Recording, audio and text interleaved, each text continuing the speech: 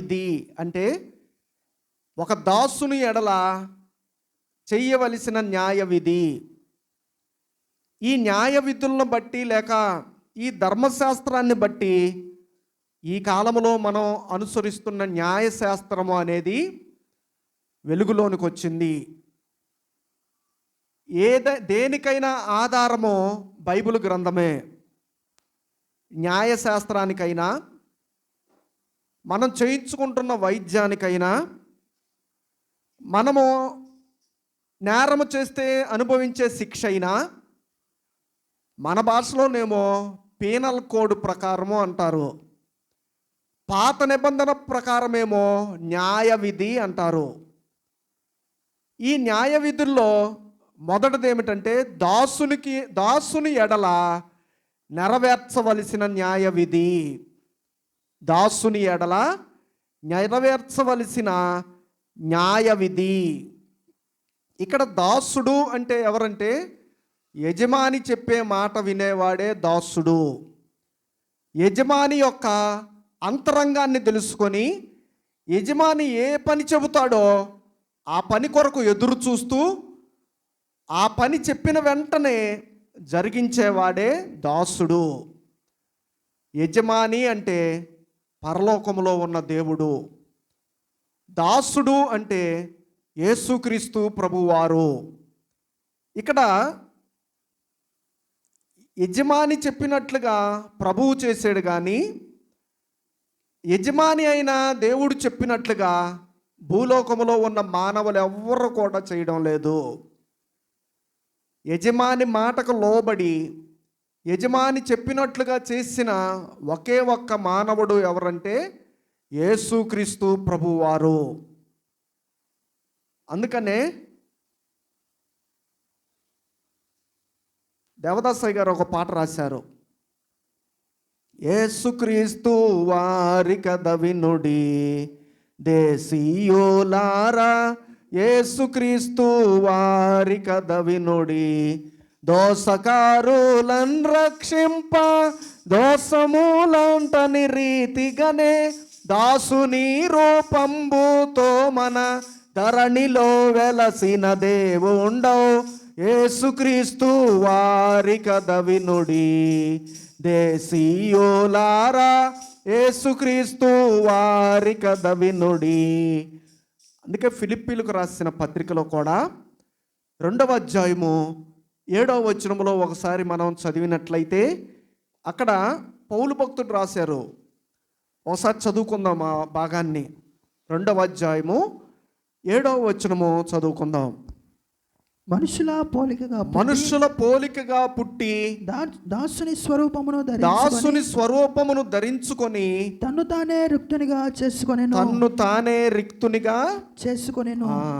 ఎలా పుట్టాడంట ఆయన? పుట్టుకేమో మనుషుల పుట్టుక, స్వరూపమేమో దాసుని స్వరూపము. తనను తానే రిక్తునిగా అంటే అర్థం ఏంటంటే ఏమీ లేని వానిగా. యేసుక్రీస్తు ప్రభువారు ఒక యజమాని అయిన దేవునికి మంచి దాసుడు అని చెప్పొచ్చు. అందుచేత దాసుని ఎడల చేయవలసిన న్యాయ విధి, దాసుని ఎడల చెయ్యవలసిన న్యాయ విధి. న్యాయ విధి అంటే న్యాయమైనది, న్యాయమైన పని అని అర్థం. విధి అంటే పని. ఇక్కడ ఎలాంటి న్యాయ విధిని నియమించారంటే దేవుడు, ఒకసారి మనం చూస్తే 3వ వచనము నుండి 6వ వచనం వరకు ఒకసారి చదువుకుందాం. నిర్గమకాండము 21వ అధ్యాయము 3వ వచనము నుండి 6వ వచనం వరకు చదువుకుందాం. వాడు ఒంటరిగా వచ్చిన ఎడల ఒంటరిగానే వెళ్ళవచ్చును, వానికి భార్య ఉండిన ఎడల వాని భార్య వానితో కూడా వెళ్ళవచ్చును. వాని యజమానుడు వానికి భార్యనిచ్చిన తర్వాత ఆమె వాని వలన కుమారులనైనను కుమార్తెలనైనను కనిన ఎడల ఆ భార్యయు ఆమె పిల్లలను ఆమె యజమానును సొత్తగుదురు, కానీ వాడు ఒంటరిగానే పోవలయను. అయితే ఆ దాసుడు, నేను నా యజమానుని, నా భార్యను, నా పిల్లలను ప్రేమించుచున్నాను, నేను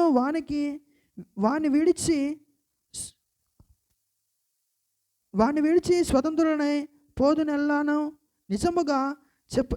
నిజముగా చెప్పిన ఎడల వాని యజమానుడు దేవుని యొద్దకు వానిని తీసుకొని రావలేను.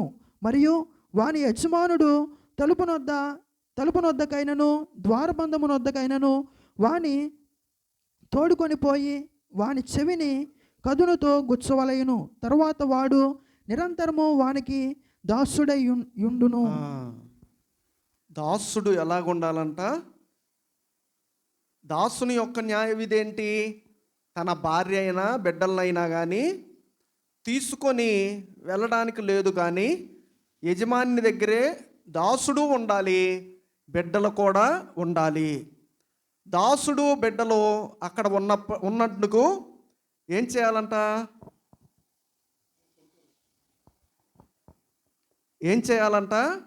ఇక దాసుడు అక్కడే ఉండడానికి, యజమాని దగ్గరే ఉండడానికి ఇష్టపడుతున్నాడు గనక ఆ దాసుని యొక్క చెవిని ద్వారబంధమునకు కదురుతో గుచ్చవలెను, లేక ఆ దాసుని యొక్క చెవిని తలుపునొద్ద గుచ్చవలెను.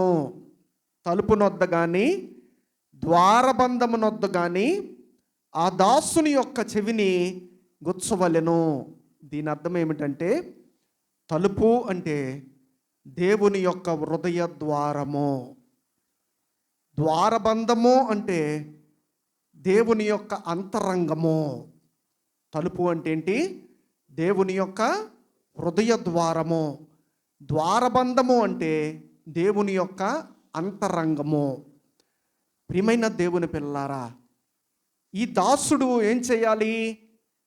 దేవుని యొక్క హృదయ ద్వారము దగ్గర చెవు పెట్టి ఆయన అంతరంగములో ఉన్న మాటలను నిత్యము కూడా వినే దాసుడై ఉండాలి. దేవుని యొక్క హృదయ ద్వారము దగ్గర చెవి పెట్టి ఆయన అంతరంగములో ఉన్న మాటలను నిత్యము కూడా వినే దాసుడుగా ఉండాలి. ఏ దాసుడైతే అలాగ ఉంటున్నాడో, ఏ దాసుడైతే దేవుని యొక్క అంతరంగములో ఉన్న మాటలను విని దాని ప్రకారం చేస్తున్నారో, ఆ దాసుడే పరలోకములో ఉన్న దేవునికి నమ్మకమైన వాడు. ఆ దాసుడే దేవునికి ఇష్టమైన వాడు. అందుకనే కదురు అంటే అర్థం ఏంటంటే ఇక్కడ దబ్బలము లాంటిది అని అర్థము. మరి చాలా ఆఫీసుల్లో మనం చూస్తూ ఉంటాం, ఒక నోటీస్ బోర్డుకి పిన్నులు లాంటివి ఉంటాయి. ఆ పిన్నులు గుచ్చితేనే ఆ పేపర్ దాని మీద ఆగిద్ది. 4 మూలలో 4 పిన్నులు గుచ్చితే ఆ పేపర్ దాని మీద ఆగిద్ది. ఆ పిన్నులు తీసేస్తే ఏమైపోయిద్ది? గాలికో లేకపోతే దేనికో పడిపోయిద్ది. అలాగే ఈ యొక్క కదురుతో ద్వారబంధమునొద్దైనా గుచ్చాలి, తలుపునొద్దైనా కానీ గుచ్చాలి. ఎందుకంటే నిరంతరము దేవుని యొక్క హృదయములో ఉన్న మాటలను వినాలి అంటే, దేవుని యొక్క అంతరంగములో ఉన్న విషయాలన్నిటినీ తెలుసుకొని దాని ప్రకారం మనం జీవించేటట్లుగా ఉండాలి. వారే అసలైన దాసులు. యజమాని అయిన దేవుడు చెప్పినట్లుగా చేసేవాడే అసలైన దాసుడు. మనకి యజమాని ఎవరో?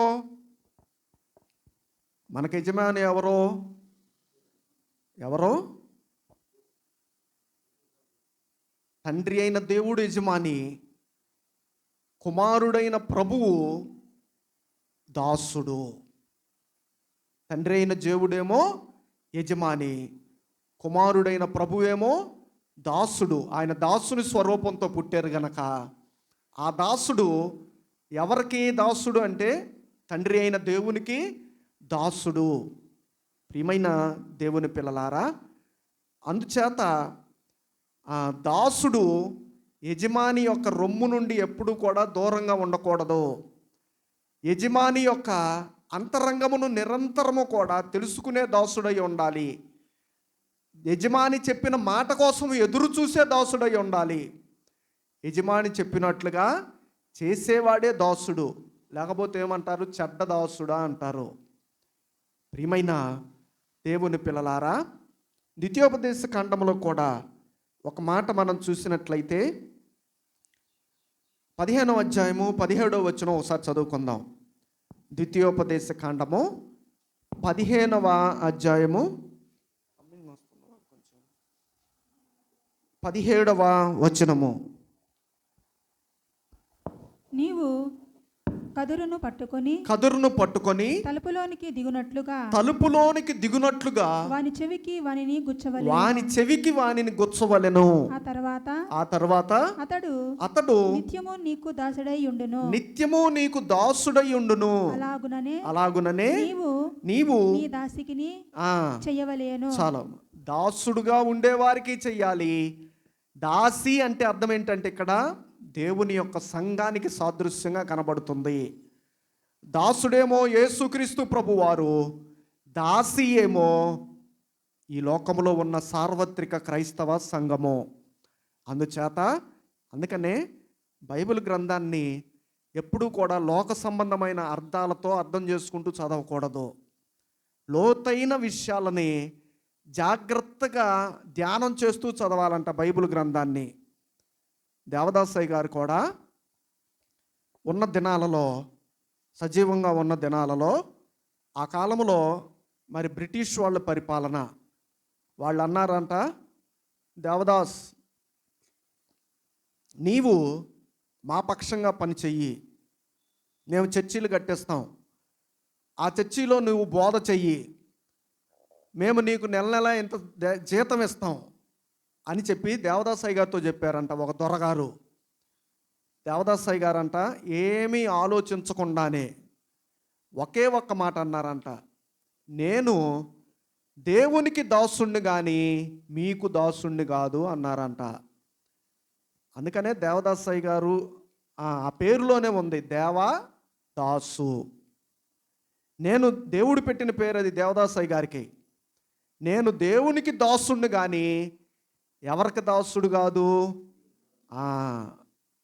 దేవదాసయ్య గారు అందుకే రాశారు, ఎవరి వశములోనికి మీరు వెళ్ళొద్దు, ఎవరిని మీ వశములోనికి తెచ్చుకోవద్దు. అంటే అర్థం ఏంటంటే ఎవరికి దాసులుగా మీరు ఉండొద్దు, మీకు దాసులుగా ఉండాలని ఎవరిని కోరుకోవద్దు. నేను చెప్పినట్లుగానే చెయ్యాలి, నా మాటే నెగ్గాలి, నా పంతమే నెగ్గాలి, నేను ఏ మాట అయితే చెప్పానో అది నీవు శిరస నెరవేర్చాలి అనేది ఉండకూడదంట. ఎవరిని నీ వశములోనికి ఉంచుకోకూడదు, ఎవరి వశములోనికి కూడా నీవు ఏం చేయకూడదు, వెళ్ళకూడదు. ఎవరైనా కానీ ఎవరి వశములో ఉండాలి, దేవుని వశములోనే ఉండాలి, పరిశుద్ధాత్మ తండ్రి యొక్క వశములోనే ఉండాలి. అలాంటి వారే ఎవరంటే దేవదాసు, దేవునికి దాసులు. దేవదాసయ్య గారు మాత్రమే అలా ఉన్నారు. యేసుక్రీస్తు ప్రభువారు మాత్రమే తండ్రి అయిన దేవునికి దాసుడుగా ఉన్నాడు ఆయన. అందుచేత ప్రియమైన దేవుని పిల్లలారా, కదురుతో గుచ్చితే ఇక నిత్యము కూడా ఏ మాటలు వినబడతాయి? కదురుతో ఆయన హృదయ ద్వారము దగ్గర మన చెవిని నిత్యము కూడా ఉంచితే, ఆయన ద్వారబంధముల దగ్గర మన చెవిని నిత్యము కూడా ఉంచితే ఇక మనకే మాటలు వినబడతాయి? ఆయన అంతరంగములో ఉన్న మాటలు వినబడతాయి, ఆయన హృదయములో ఉన్న మాటలు వినబడతాయి. లోక సంబంధమైన మాటలు వినపడవు, లోకములో ఉన్న పోకిరి మాటలు వినబడవు, లోకములో ఉన్న చెడ్డ మాటలు వినబడవు. ఏ వినటానికి ఇష్టపడతారు జనం? దేవుని అంతరంగంలో ఉన్న మాటలు వినడానికి ఇష్టపడతారా, లోక సంబంధమైన మాటలు వినడానికి ఇష్టపడతారా? ఏ మాటలు బాగుంటాయి చెవికి జనాలకి? ఇక్కడ అరగంట లేకపోతే 40 నిమిషాలు వినటానికి ఏం చేస్తారు? తిప్పల పడతారు. కాసేపు అటు కూర్చొని, కాసేపు ఇటు కూర్చొని, కాసేపు మన ఆలోచనేమో బయటకు ఉంటుంది, శరీరం మాత్రం ఏడుంటుంది. కాసేపు ఏమో కాళ్ళు నొప్పులు వస్తాయి కాసేపు ఆగితే. ఇన్ని తిప్పలు పడతారు. దేవుని సన్నిధిలో ఉండాలి, దేవుని యొక్క మాటలు వినాలంటే. అదే బయట అరుగుల మీద కూర్చుంటే, లేకపోతే జనాలు ఉన్న చోట కూర్చుంటే టైమే తెలియకుండా వింటూ ఉంటారు. అందుకనే దేవుడు దాసునికి ఉండవలసిన న్యాయ విధిలో ఏం చెప్పారంట? చెవిని దబ్బలముతో లేకపోతే ఒక మేకు తీసుకొని చెవిని ఆ ద్వారానికి కొట్టితే ఎలాగైతే ఉండాలో దాసుడు, అలాగూ దేవుని యొక్క హృదయానికి ఆనుకొని ఉండాలంట. దేవుని యొక్క అంతరంగానికి ఆనుకొని ఉండాలంట. అలాగ ఉన్నప్పుడు దేవుడు నిరంతరము కూడా ఆయన హృదయములో ఉన్న మాటలను తెలియజేస్తారు. బైబిల్లో ఉన్న మాటలు పరిశుద్ధాత్మ తండ్రి రాయించినవి. దీనిలో లేని మాటలు ఎక్కడ దొరుకుతాయి మనకి? ఆయన హృదయమును అత్తుకున్నప్పుడు, ఆయన రొమ్మును ఆనుకున్నప్పుడు, ఆయన రొమ్ములో ఉన్న మాటలు, ఆయన అంతరంగంలో ఉన్న మాటలు ఆయన మనకి వినిపిస్తారు. ఏ మాటలు బాగుంటాయి? బైబిల్లో ఉన్న వాక్యపు అందరికీ తెలిసిందే, కానీ ఆయన హృదయములో ఉన్న మాటలు మాత్రము చాలా తక్కువ మందికి తెలుస్తుంది. అదే చెవిని ద్వారబంధములకు కదురుతో గుచ్చటము అంటే. తర్వాత మనం చూస్తున్నట్లయితే ఇక్కడ ఒక కుమార్తె ఎడల, కుమార్తె దాసిగా ఉన్న కుమార్తె ఎడల జరిగించవలసిన న్యాయ విధి అనేది ఇక్కడ కనబడుతుంది. ఒకటి దాసుని ఎడల జరిగించవలసిన న్యాయ విధి, రెండవది ఒక కుమార్తె ఎడల జరిగించవలసిన న్యాయ విధి అనేది. ఎలాంటి కుమార్తె ఈమె? ప్రదానము చేయబడిన కుమార్తె. ప్రదానము చేయబడిన కుమార్తె. ప్రదానం అంటే ఏంటి? ప్రధానం అంటే ఏంటి? ప్రధానం అంటే ఏమంటారు మన భాషలో? ప్రదానం చేసుకున్నారా మీరు? ప్రదానం చేయకుండా పెళ్ళే జరగదు. ప్రదానం అయితే ఇక తర్వాత రోజే పెళ్ళి, అంతే కదండి? భూలోకములో ఉన్న సంఘము కూడా పెండ్లి కుమారుడైన యేసుక్రీస్తు ప్రభు వారితో అనాది కాలములోనే ఆయన ప్రదానం చేసుకున్నారంట. భూలోకములో ఉన్న పెండ్లి కుమార్తె సంఘము పెండ్లి కుమారుడైన యేసుక్రీస్తు ప్రభు వారితో ఎప్పుడు ప్రదానం చేయబడింది? ఎప్పుడో ప్రదానం చేయబడింది. అలాంటి ప్రదానం చేయబడిన సంఘము పెండ్లి కోసం ఎదురు చూస్తుందంట. ప్రదానం ముందు రోజు చేస్తే పెండ్లి తర్వాత రోజు జరుగుతుంది. కానీ యేసుక్రీస్తు వారి యొక్క పెండ్లి ఎప్పుడు?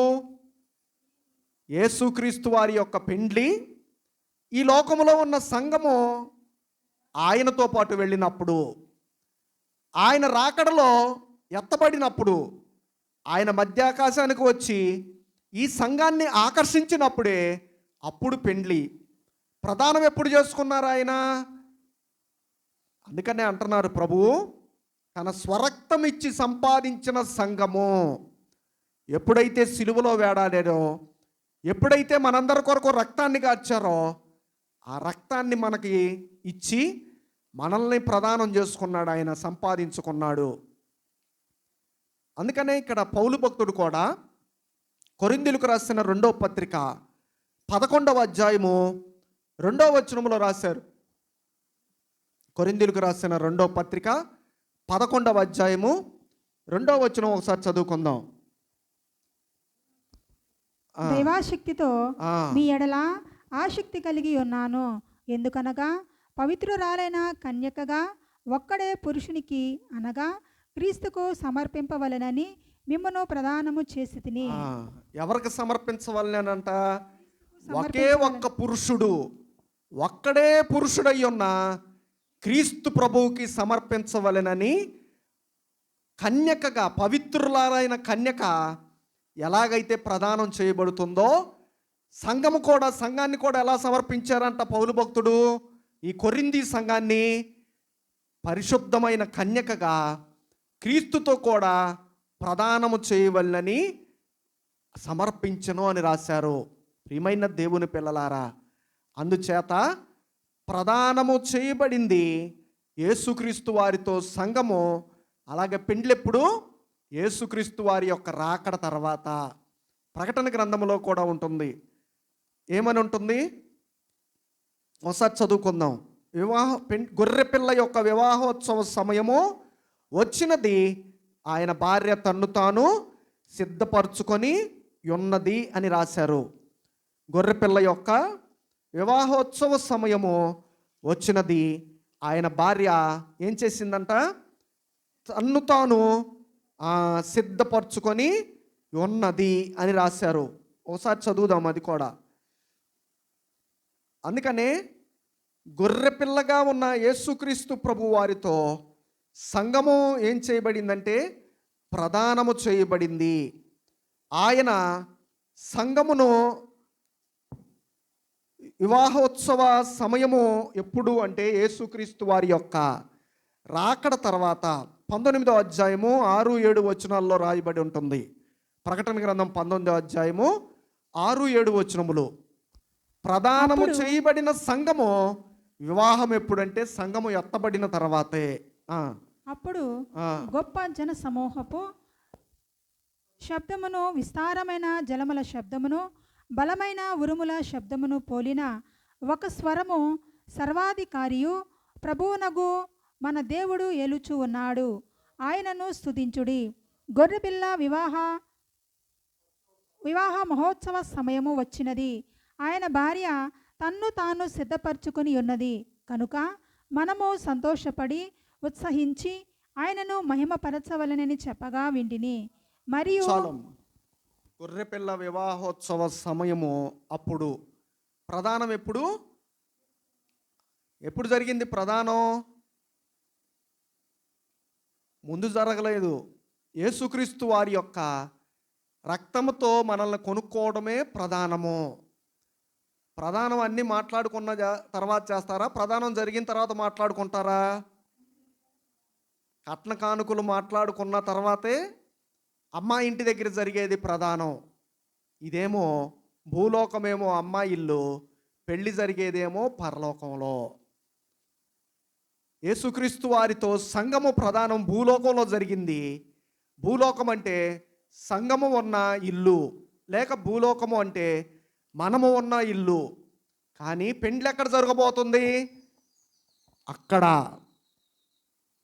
అందుకనే ఎప్పుడైతే ఈ ప్రధానము ద్వారా ఆమె ఎప్పుడైతే ఆయన దగ్గరకు చేరుతుందో, ఈ ప్రధానం అయిన పిమ్మట రాకడలో ఎప్పుడైతే సంఘం ఎత్తబడుతుందో అప్పుడే పెండ్లి అని అర్థము. అందుచేత ప్రదానము చేయబడిన కన్యక అంటే యేసుక్రీస్తు వారి యొక్క రూపమును కలిగి, యేసుక్రీస్తు అంత పరిశుద్ధంగా ఉండి ఈ లోకంలో నుండి ఎత్తబడే పెండ్లి కుమార్తె సంఘానికి సాదృశ్యముగా కనబడుతూ ఉంది. అంతేకాకుండా దీనిలో ఉన్న మూడో విషయము మనం చూసినట్లయితే, హత్య చేసే వారికి నిర్గమకాండం 21లో మళ్ళా చూద్దాం. హత్య చేసే వారికి జరిగించవలసిన న్యాయ విధి. హత్య చేసిన వారికి జరిగించవలసిన న్యాయ విధి 12వ వచనం ఒకసారి చదువుకుందాం. 12 నుండి. నరుని చావుగొట్టిన వానికి నిశ్చయముగా మరణశిక్ష విధింపవలెను. అయితే వాడు చంపవలెనని పొంచి ఉండకయే దైవకముగా వాని చేత ఆ హత్య జరిగిన ఎడల వాడు పారిపోగల యొక్క స్థలమును నీకు నిర్ణయించదను. చాలమ్మా. చంపాలనే ఉద్దేశము లేకుండా ఏదో తోపులాటలోనో లేకపోతే దొమ్మిగానో ఎవరి మీదన్నా పడో చంపాలనే ఉద్దేశం లేదు, ఏదో కొట్టి వదిలేద్దాం అనుకున్నారు. కానీ అలాగున పడ్డప్పుడు లేకపోతే అలా కొట్టినప్పుడు తగలరాని చోట తగిలి పొరపాటున ఎవరైనా చనిపోతే ఆ చంపిన అతను కొట్టిన అతన్ని ఒక స్థలములో ఉంచాలంట. ఆ స్థలము పేరేమిటంటే ఆశ్రయపురములు. ఆ స్థలం పేరేంటి? ఆశ్రయపురములు. భూలోకములో ఉన్న విశ్వాసులైన వారికి ఆశ్రయం ఎవరంటే పరలోకములో ఉన్న దేవుడే. యేసుక్రీస్తు ప్రభువారే ఆశ్రయము. ఈ ఆశ్రయపురాలు దేనికోసమంటే తెలియక చంపిన వారిని దాచిపెట్టడానికి. ఎప్పటిదాకా దాచిపెడతారంటే ఈ ఆశ్రయపురాల్లో ఎవరైతే చంపబడ్డాడో వ్యక్తి వారిలో ఉన్న కోపము తగ్గేంత వరకు, వారి బంధువుల్లో ఉన్న కోపం తగ్గేంత వరకు ఈ చంపిన వ్యక్తిని ఆశ్రయపురముల్లో దాచిపెట్టాలి. అందుకే ఆంధ్రక్రైస్తవ కీర్తనలో ఉంటుంది, దేవుడే నాకాశ్రయంబు దివ్యమైన దుర్గము, అభయమభయమభయమేపుడానందమానందమానందమోగ దేవుడే నాకాశ్రయంబు దివ్యమైన దుర్గము. ప్రియమైన దేవుని పిల్లలారా, అందుకే ఇక్కడ సంఖ్యాకాండములు కూడా మనం చూసినట్లయితే 35వ అధ్యాయము 6వ వచనము మరియు 12వ వచనం చదువుకుందాం. సంఖ్యాకాండం 35వ అధ్యాయము 6వ వచనము మరియు 12వ వచనము చదువుకుందాం.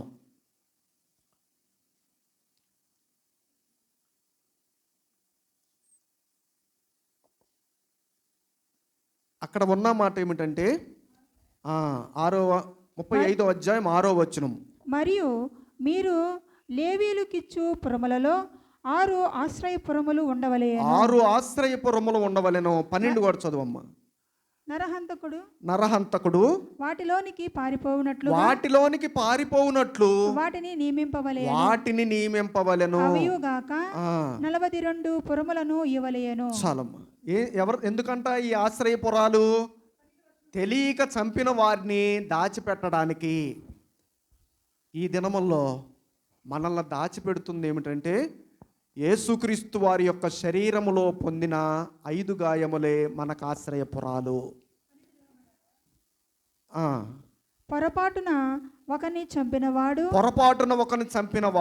వాటిలోనికి పారిపోవచ్చును. తీర్పు పొందుటకై నరహంతకుడు సమాజమును ఎదుట నిలుచుట వరకు వాడు మరణశిక్ష నొందకూడదు. కనుక ప్రతిహత్య చేయువాడు రాకుండా వాణ్ణి అవి మీకు ఆశ్రయపురములుగా ఉండును. చాలమ్మా. ఏం చేయాలంట?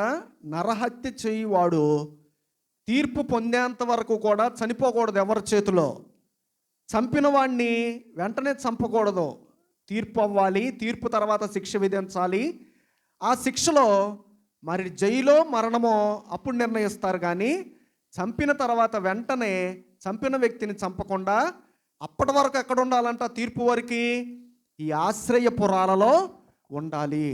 ప్రియమైన దేవుని పిల్లలారా, యేసుక్రీస్తు ప్రభువారు మనం ఏమి చేసినా మనల్ని శిక్షించకుండా, తీర్పులోనికి వెళ్లకుండా ఆ శిక్షణ అంతటినీ కూడా ఆయన అనుభవిస్తూ మనల్ని తన యొక్క గాయములు అనే ఆశ్రయపురాల్లో దాచిపెడుతున్నారు.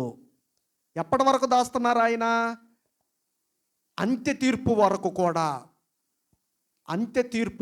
కూడా మనల్ని దాచిపెట్టి, అప్పుడు మనం చేసిన నేరాలను బట్టి, మనం చేసిన వాటిని బట్టి, చేసిన మంచి పనులను బట్టి దాని ప్రకారం ఏం చేస్తారు? ఆయన తీర్పు విధిస్తారు. అందుకనే దేవుడు అన్యాయస్తుడు కాదు అని దీన్ని బట్టి మనం అర్థం చేసుకోవాలి. ఈ దినమున ఆయన సన్నిధానమునకు వచ్చిన వారులారా, ఆయన గాయాలే సంఘానికి ఆశ్రయపురాలు. ఆయన గాయాలే విశ్వాసికి ఆశ్రయపురాలు. ఆయనే ఆశ్రయదుర్గము. ఆయనే మనకి దాగుచోటు. నరహంతకుడుకు దాచిపెట్టే చోటు ఆశ్రయపురాలు అయితే, విశ్వాసిని దేవుడు లేక ప్రభువు దాచిపెట్టే చోటు ఆయన గాయాలు. అందుచేత ఆ దినముల్లోనేమో ఆశ్రయపురాలు, ఈ దినముల్లోనేమో యేసుక్రీస్తు వారి యొక్క శిలువ శ్రమను బట్టి ఆయన శరీరంలో పొందిన గాయములే మనకి ఆశ్రయ స్థానాలు, ఆశ్రయపురాలు. తర్వాత మనం చూసినట్లయితే 30-32 వచనములు, ఇంకా తల్లిదండ్రులను కొట్టడాన్ని బట్టి బిడ్డలకు శిక్ష, తల్లిదండ్రులను దూషించడాన్ని బట్టి మరణశిక్ష, నరుని ఎత్తుకొని వెళ్ళి అమ్మివేయడాన్ని బట్టి మరణశిక్ష అని చెప్పి, ఈ 3 విషయాల్లో మరణశిక్ష అని చెప్పి ఖచ్చితంగా దేవుడు తెలియజేశారు. ఈ దినాల్లో పిల్లల్ని ఎత్తుకుని వెళ్ళే వాళ్ళు ఎక్కువయ్యారా తక్కువయ్యారా? ఎత్తుకొని వెళ్ళి అమ్ముకునే వాళ్ళు ఎక్కువయ్యారా తక్కువయ్యారా? నేను అనుకుంటా ఉంటాను ఇది చదివేటప్పుడల్లా, పాత నిబంధనలో ఉన్న శిక్షలన్నీ ఇప్పుడు అమలు చేస్తే బాగుంటుందేమో అనిపిస్తుంది. ఎలా ఉంటుంది ఇప్పుడు అమలు చేస్తే? ఎలాగుంటుంది? పాపం దేవుడేమో ఈ కృపాశాస్త్రంలో అప్పట్లో ఉన్నట్టుగా ఉంచలేదు. అన్నీ కూడా, శిక్షలన్నీ కూడా తన కుమారుడి పైన వేసి మనల్ని రక్షించాడు ఆయన. అందుకనే ఇక్కడ ప్రభు కూడా చెప్పిన మాట ఏంటంటే మత్తయి సువార్త 5వ అధ్యాయం 27లో, మత్తయి సువార్త 5:38లో ఒకసారి చదువుకుందాం. 38 నుండి. ఆ కాలంలో ఎలాగుండేదంటే కంటికి కన్ను తీసేయాలి, పంటికి పన్ను తీసేయాలి, కాలుకి కాలు తీసేయాలి, పంటికి పళ్ళు అని చెప్పబడిన మాట మీరు విన్నారు కదా. నేను మీతో చెప్పున్నదేమనగా,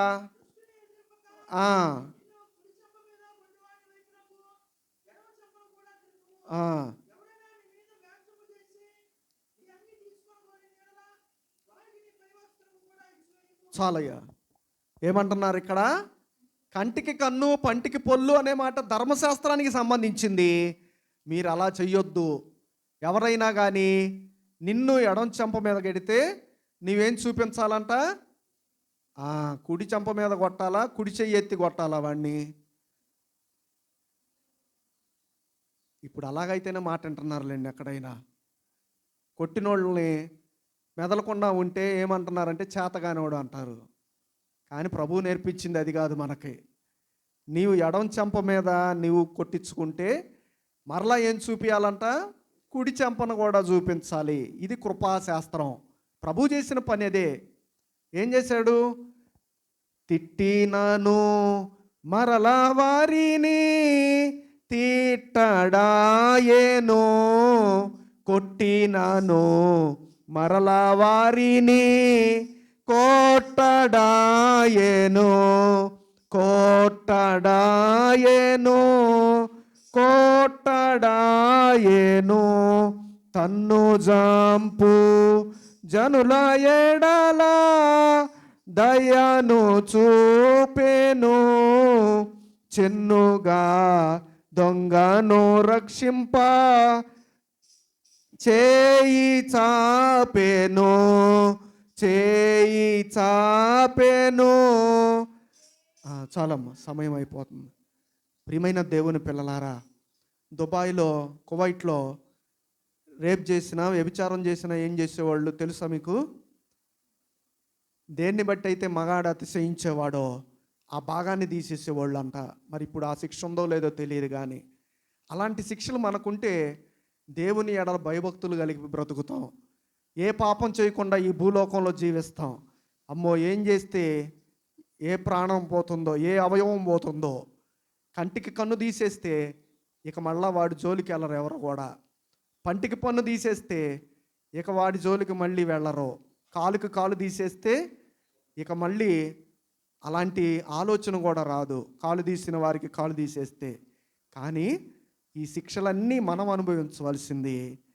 దేవుడే తన కుమారుని చేత ఆయన శరీరంలో ఈ శిక్షను అనుభవించేటట్లుగా చేసి మనల్ని అందరినీ కూడా నిత్యము కాపాడుతున్నారు.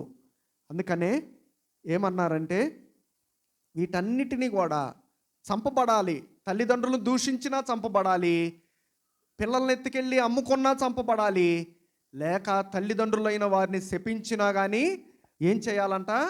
చంపబడాలి.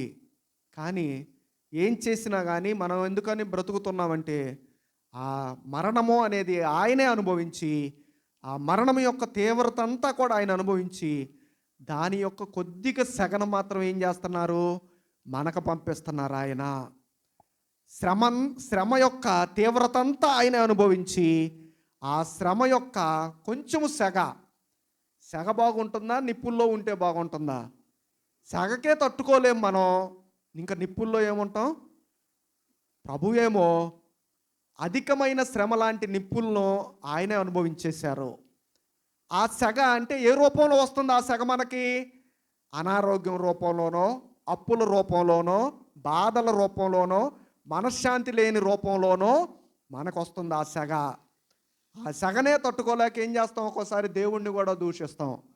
ప్రియమైన దేవుని పిల్లలారా, అందుచేత యేసుక్రీస్తు ప్రభువారే తన ప్రాణ పరిక్రయ ధనము, ఒకసారి చదువుకుందాం అది 30 నుండి 32 వచనం వరకు. ప్రాణ పరిక్రయ ధనముగా వానికి పరిక్రయ ధనమును నియమింపబడిన ఎడల వానికి నియమింపబడిన అన్నిటి ప్రకారము తన ప్రాణ విమోచన నిమిత్తమును ధనము చెల్లింపవలేను. అది కుమారుని పొడిచినను కుమార్తెనను పొడిచినను ఈ విధి చొప్పున అతడు చేయవలేను. ఆ ఎద్దు దాసీనైనను పొడిచిన ఎడల వారి యజమానునికి 30 తులముల వెండి చెల్లింపవలేను. మరియు ఆ ఎద్దును రాళ్లతో చావగొట్టవలేను.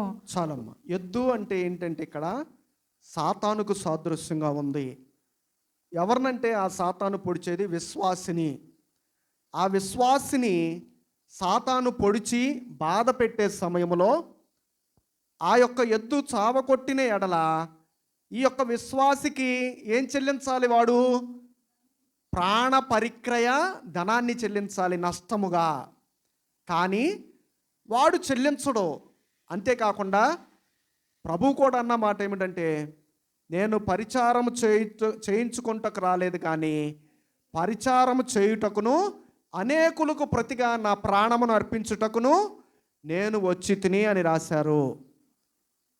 మనందరికి బదులుగా ఆయన 30 వెండి నాణ్యములకు అమ్మబడి ప్రాణ పరిక్రయ ధనాన్ని చెల్లించారు. మత్తయి సువార్త 26వ అధ్యాయంలో మనం చూసినప్పుడు 15వ వచనం ఒకసారి చదువుకుందాం. మత్తయి సువార్త 26వ అధ్యాయము 15వ వచనం ఒకసారి చదువుకుందాం. నేను ఆయనను మీకు అప్పగించిన ఎడల నాకేమి ఇతరని వారిని అడిగెను. అందుకు వారు 30 వెండి నాణ్యములను తూచి వానికి ఇచ్చిరి. ప్రాణ పరిక్రయ ధనముగా ఎంత ఇవ్వాలి? అప్పుడు ఎద్దు పొడిచిన వారికి, ఎద్దు చేత చంపబడిన వారికి 30 వెండి నాణ్యాలు ఇవ్వాలి. కానీ ఈ దినముల్లో యేసుక్రీస్తు ప్రభువారు మనందరికీ కూడా ప్రాణ పరిక్రయ ధనముగా 30 వెండి నాణ్యాలకు ఏం చేయబడ్డారు? అమ్మబడ్డారు. అందుకే మనం వాక్యంలో చదువుకున్నాం, నేను ధర్మశాస్త్రం అంతటిని కొట్టివేయడానికి రాలేదు, కానీ దాన్ని అంతటిని కూడా నెరవేర్చడానికే నేను వచ్చాను అంటే ఇదే అర్థం. ఆ దినముల్లో 30 వెండి నాణ్యాలు చెల్లించాలి చంపబడిన వారికి. ఈ దినముల్లో మనల్ని కాపాడుతూ మనకు బదులుగా శిక్షణ అనుభవించడానికి ఆయన ఎన్ని వెండి నాణ్యాలకు అమ్మబడ్డాడు? 30 వెండి నాణ్యాలకి యోధా చేత అమ్మబడ్డాడు. ప్రియమైన దేవుని పిల్లలారా, అందుకనే ప్రాణ పరిక్రయ ధనముగా ఆయన అర్పించబడ్డారు గనక, ఆయన అమ్మబడ్డారు గనక మన ప్రాణాలని నిలవబెట్టడానికి ఆయన ప్రాణాలని సిలువలో బలిగా అర్పించారు గనక మనకు జీవాన్ని ఇస్తున్నారు ఆయన, మనల్ని బ్రతికించుకుంటున్నారు ఆయన. చివరగా ఇంకో మాట చదువుకొని ముగించుకుందాం. మత్తయి సువార్త 20వ అధ్యాయం 28వ వచనం ఒకసారి చదువుకుందాం. మత్తయి సువార్త 20:28. 28. అలాగే మనిషి కుమారుడు పరిచారము చేయించుకుంటకు రాలేదు గాని పరిచారము చేయుటకును అనేకులకు ప్రతిగా విమోచన క్రయధనముగా తన ప్రాణమును ఇచ్చుటకును వచ్చెనని చెప్పెను. చాలమ్మ. అందుకేనంట వచ్చింది ఆయన అందరినీ కూడా విమోచించడానికి, వారి ప్రాణానికి ప్రతిగా తన ప్రాణాన్ని ఇవ్వడానికి ఆయన పరిచారకుడుగా ఈ లోకంలోనికి వచ్చారు. అందుకనే పొడిచే ఎద్దేమో సాతాను అయితే మన కోసము ప్రాణము పెట్టేవారేమో యేసుక్రీస్తు ప్రభువారు. ఈ దినమున ఆయన సన్నిధానమునకు వచ్చిన వారులారా, ఈ యొక్క న్యాయ విధుల్లో ఉన్న ఈ కొద్ది విషయములను మీ జ్ఞానములో ఉంచుకొని దాని ప్రకారము జాగ్రత్తగా జీవించి దేవునికి నమ్మకమైన దాసులుగా ఉండగలిగిన భాగ్యము, ప్రభువు వలె నమ్మకమైన దాసుడుగా ఉండగలిగిన కృప పరిశుద్ధాత్మ తండ్రి మీకు దయచేయునుగాక. ఆమేన్.